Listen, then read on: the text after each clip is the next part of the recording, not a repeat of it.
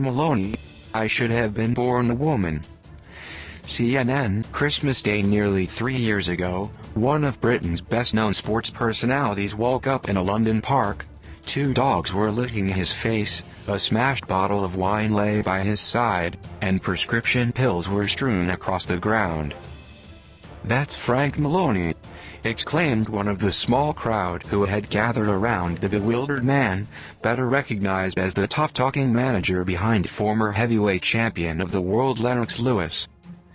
Today, dressed in a fluffy maroon jumper with painted nails to match, Maloney is almost unrecognizable from the boxing promoter who tried to end his life that December 25.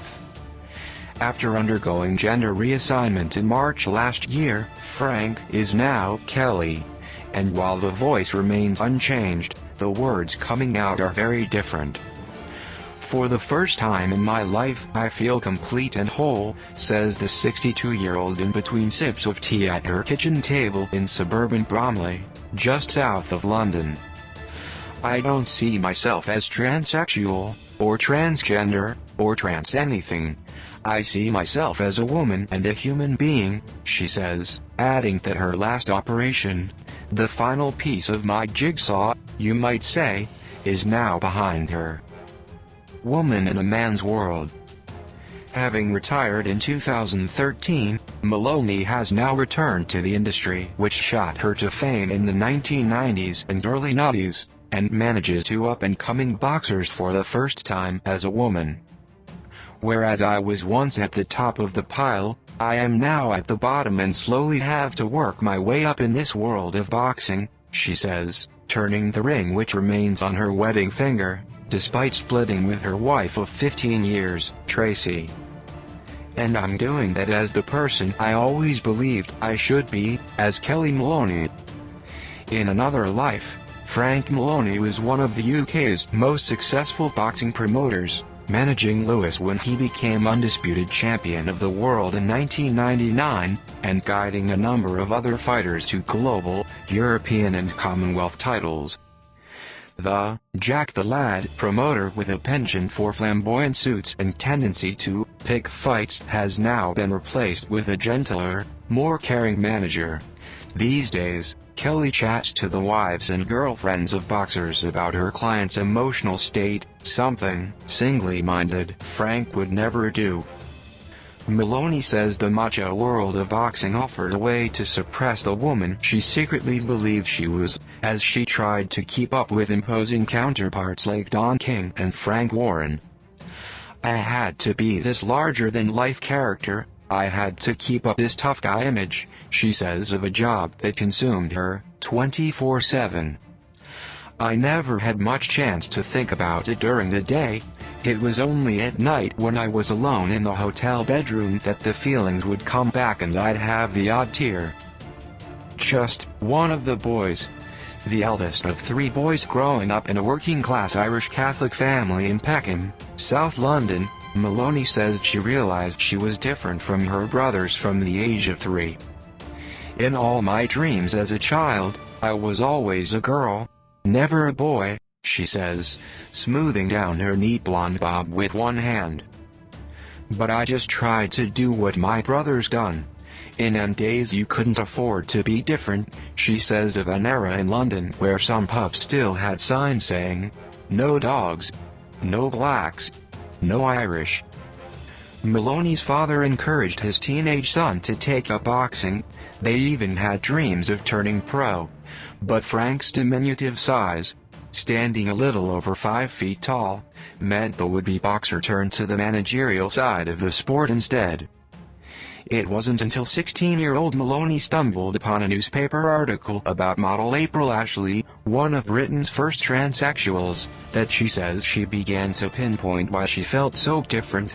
"I thought, my God, this is how I feel, this is me." Just over a year later, Maloney moved out of the family home and started growing her hair long and dressing like a woman on nights out. The only person who knew about her secret double life was her homosexual housemate and friend, Alan Ferris. But a visit from Maloney's father 18 months later was enough to scare her from experimenting any further. Maloney cut off her hair, rejoined an amateur boxing club, and after a chance meeting with ex-girlfriend Jackie, married within 6 months and had their first child Emma shortly after. Maloney's father died in 2009 without ever knowing his son's secret, while mother Maureen has remained supportive throughout the transition. Does she ever wish she told her father the truth? I couldn't, Maloney says, batting the question away with a wave of her hand. Secret life. Still, Maloney continued buying women's clothes in secret. I'd screw them up and throw them in the bin when I came out of the shop, she says. Because it was a relief just looking for the clothes, just being able to touch them, and feel them, and wonder what I'd look like in them.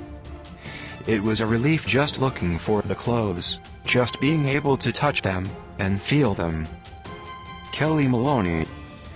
The rise of the internet opened up a new world of information about transsexuals, far beyond that first newspaper clipping about April Ashley. But as Maloney stayed up late at night reading their stories and contacting counselors, she also saw the media's power to destroy. Because I was getting more and more successful in boxing, I was terrified of my feelings ever being found out, she says, adding, in those days even if an MP was gay, the press would destroy their careers. I just thought, I can never come out. The truth comes out. Finally the strain became too much. In 2009, after decades of living with a secret that drove her to depression, Kellie revealed the truth to second wife Tracy, the mother of her 2 children Sophie and Libby. Tracy must have heard me sobbing my heart out in the kitchen, and she came down and put her arm around me and said, "What's the matter? What have I done? Are you having another relationship? Are you gay? Are you dying?" And I looked at her and said, "I am like you," recalls Maloney, taking a deep breath. "I've always believed, and I've always known, that I should have been born a woman. And as I said that I knew my marriage was over, I could see it in her eyes," says Kellie, her own eyes welling up at the memory. Maloney moved out of the family home, and hoped an invitation from Tracy to join the family for Christmas 3 years later would spell a reconciliation. "But I misread the signs," she admits. Later that day, already drunk and with a pocket full of prescription pills, she took their 2 dogs for a walk in the park with the intention of ending her life, an attempt she says was thankfully unsuccessful. Becoming Kellie. Over the coming years, Maloney began the transformation to Kellie, studying the behavior of female presenters on TV, or watching women in coffee shops.